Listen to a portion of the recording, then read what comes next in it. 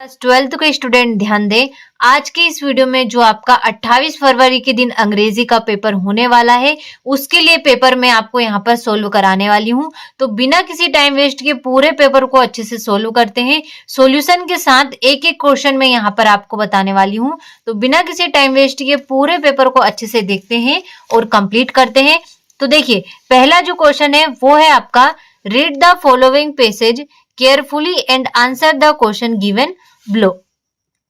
तो देखिए, यहाँ पर जो है आपको पहले क्वेश्चन में एक पैसेज दे रखा है, जिसे अच्छे से पढ़कर इसमें कुछ क्वेश्चन है, उन्हें हमको आंसर करना है। तो चलिए बिना किसी टाइम वेस्ट के पैसेज को देखते हैं और अच्छे से पढ़ लेते हैं। तो देखिए, पहला जो है आपका, ants are common insect, there are more than 1200, there are more than 12,000 kind in the world. Ants में चींटियां, यहाँ पर यानी कि चींटियों के बारे में बात की गई है कि चींटियां एक आम कीट है, यानी एक नॉर्मल कीट है। दुनिया में इनकी 12,000 से ज्यादा प्रजातियां हैं। They are born and live and work in a colony with many other ant, यानी कि ये कई अन्य चींटियों के साथ एक कॉलोनी में जन्म लेती है और वहां पर ये एक साथ काम करती है और वहीं पर रहती है। यानी कि आपने चींटियों के जो बिल देखे होंगे कि चींटियां एक कॉलोनी जैसा अपना घर बनाती है, रेत से किस तरीके से वो अपना घर बनाती है, वहीं पर वो सभी काम करती है और वहीं पर एक साथ सभी वह रहती है। तो देखिए, यहाँ पर दिया गया है कि an ants goes through 4 stage of development, यानी कि जो चींटियां हैं वो विकास के 4 चरणों से होकर गुजरती है। तो देखिए, पहला जो चरण है आपका, एग, लार्वा, प्यूपा या cocoon and adult.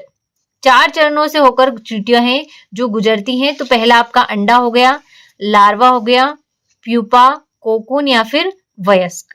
Adult means हो जाएगा आपका वयस्क।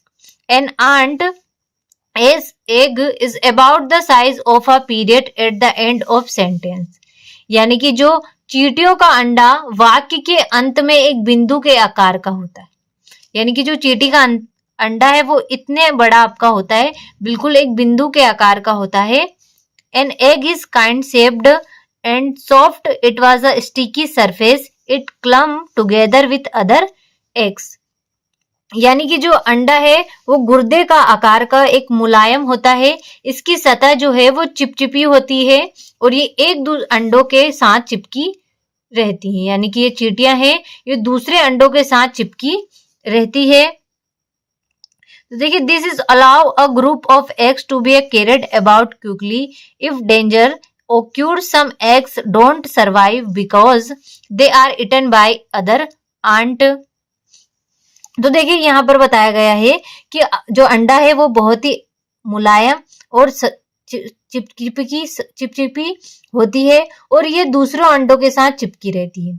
इससे खतरे की स्थिति में अंडों के समूह को जल्दी से दूर ले जाया जा सकता है और कुछ अंडे जीवित नहीं रहते हैं क्योंकि उन्हें दूसरी चींटियां खा जाती, यानी कि खतरा महसूस करने पर चींटियां खुद ही अपने अंडों को खा जाती है। The ant egg cell divided for 7 and 14 days and a larva appears, यानी कि जो चींटियों के अंडे की कोशिकाएं वो 7 से 14 दिनों में विभाजित हो जाती है। The larva will shed its skin about 3 times. It eaten constantly. It will get bigger each time it shed. यानी कि यहाँ पर बताया गया है कि लार्वा लगभग 3 बार अपनी त्वचा को छोड़ता है। यह लगातार खाता रहता है और हर बार यह छोड़ता है यह बड़ा हो जाता है और लार्वा अपने लाए गए भोजन से तरल पदार्थ चूसता है। The larva stuck up the liquid from the food brought to it. Sometime adult ant eat food and spit it up for the larva. The larva will also get hairier. It will have hooked like hairs. These hairs allow groups of them to be picked up and care like the eggs. तो यहाँ पर बताया गया है कि देखिए, यहाँ पर बताया गया है कि जो लार्वा है वो अपने लाए गए भोजन से तरल पदार्थ को चूसता है और कभी कभी वयस्क चींटियों को भोजन खिलाता है। लार्वा के लिए उसे थूक देती है। लार्वा के बल भी बढ़ेंगे, इसमें हुक जैसा बाल होंगे। ये बाल उन्हें अंडों की तरह उड़ाने और ले जाने में मदद करते हैं। तो देखिए इस तरीके से इस पैसेज में आपको चींटियों के बारे में बताया गया है कि किस तरीके से चींटियां रहती हैं एक साथ, कि किस तरह का ये कीट होता है, यह कितने विकासों से होकर गुजरता है, इसका अंडा किस तरीके का होता है। इस तरीके से इस पैसेज में पूरी चींटियों से रिलेटेड जानकारी आपको यहाँ पर दी गई है। तो चलिए इसके क्वेश्चनों को हम देख लेते हैं और इन्हें कंप्लीट कर लेते हैं। तो देखिए यहाँ पर इस तरीके से कुछ पैसेज हमको यहाँ पर भी दिया हुआ है। पैसेज थोड़ा बड़ा है तो उसमें हमें थोड़ा ज्यादा टाइम लगेगा, इसकी वजह से मैं आपको जल्दी से डायरेक्ट क्वेश्चनों को कंप्लीट करा देती हूँ ताकि आपका ज्यादा टाइम वेस्ट ना हो। तो देखिए पहला जो क्वेश्चन है वो है आपका, an ant goes through following stage of development, यानी कि चींटियां विकास के कितने चरणों से होकर गुजरती है। तो अभी हमने पढ़ा था कि चींटियां विकास के 4 चरणों से होकर गुजरती है, तो इसका सी वाला आपका राइट रहेगा। A larva does not have any feet, यानी कि लार्वा के कोई भी पैर नहीं होते हैं, तो ये सत्य है, बिल्कुल सत्य बात है, ट्रू इसका राइट रहेगा। अगला आपका, which of these is located on the head, इनमें से कौन सा सिर पर स्थित होता है। तो मैंडबिल, इसका सी वाला इसका राइट आपका आंसर रहेगा, उधर इसका राइट रहेगा। अगला आपका, which of the following statement is not true, यानी कि कौन सा स्टेटमेंट इन सभी में से गलत है। तो कौन सा है, an ant's brain is in the thorax, यानी कि चींटी का मस्तिष्क वक्ष गुहा में होता है। इट्स नॉट ट्रू, ये सत्य आपका नहीं है। अगला आपका, which of the following is the best description of an ant's egg, तो इसका जो है आपका निम्नलिखित में से कौन सा चींटी के अंडे का सबसे अच्छा वर्णन है। देखिए इसका जो राइट आंसर रहेगा आपका, it is soft and sticky, वह मुलायम और चिपचिपका होता है। अगला आपका, an ant egg is about the size of, तो डी वाला इसका राइट रहेगा आपका, नोन ऑफ दीज। तो देखिए इस तरीके से आगे क्वेश्चन है आपके, पहला अगला है आपका, which of the following is the purpose of the female workers ant, तो ऑल ऑफ दीज इसका राइट आपका आंसर रहेगा। अगला है आपका, what happens if a queen should die, यानी कि क्या होगा अगर चींटियों की रानी मर जाए, तो इसका होगा आपका, new ants are not produce, यानी कि नई चींटियां जन्म नहीं लेंगी। अगला है आपका, which of these has similar meaning of clumps, clumps means होगा समूह, तो यहाँ पर आपका सिमिलर मीनिंग यहाँ पर ढूंढना है, तो ग्रुप मीन्स भी होता है आपका समूह, तो बी वाला इसका राइट रहेगा। How does an ant chew and bite, यानी कि जो आंट है वो कैसे चबाती और खाती है, तो इसका आपका विथ मैंडिबल्स, तो सी वाला इसका राइट आंसर रहेगा। तो देखिए इस तरीके से जो पहला क्वेश्चन था वो हमने अच्छे से समझकर आंसर सहित कंप्लीट किया।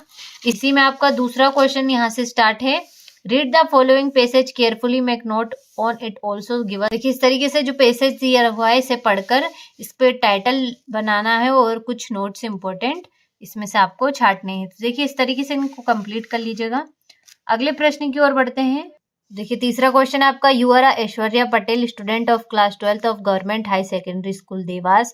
You have found a bag in the school playground, prepare a notice for the school notice board giving the information about the bag. तो देखिए यहाँ पर आपको बैग के लिए नोटिस लिख देना है।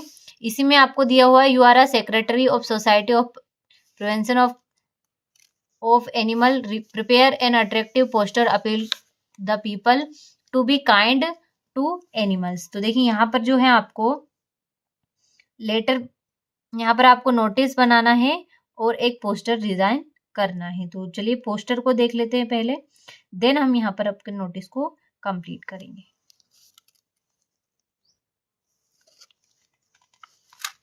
यहाँ पर तो देखिए इस तरीके से जो है आपको पोस्टर यहाँ पर डिजाइन करना है। सबसे पहले एक बॉक्स बनाकर, अगर आपसे गाय और ये ना बने तो कोई बात नहीं, आपको नोटिस पोस्टर डाल देनी। Heading, don't be cruel to animals, love them, feed them, shelter them, we need them more than they need us. इस तरीके से save animal, save the earth, इस तरीके से आपको स्क्रीनशॉट ले लीजिए। कुछ इस तरीके से जो है आपको यहाँ पर पोस्टर को बनाना है। तो इसी का दूसरा क्वेश्चन का आंसर देख लेते हैं। देखिए यहाँ पर आपको लॉस्ट एंड फाउंड का नोटिस लिख देना है। इस तरीके से अच्छे से स्क्रीनशॉट ले लीजिए इसका भी। चलिए अगले प्रश्न की ओर बढ़ते हैं। देखिए 5वां क्वेश्चन आपका एनएसएस कैंप का दिया हुआ है। इसी में छठा दे रखा है आपका right a paragraph on any one of the following topic in about words. तो देखिए यहाँ पर 4 टॉपिक दे रखे हैं, किसी एक टॉपिक पर यहाँ पर आपको पैराग्राफ लिख देना है।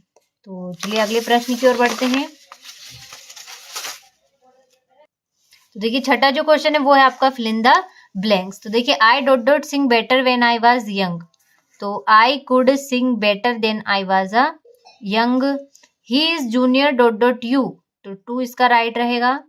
दे have hardly any knowledge of English. I dot dot anything since morning.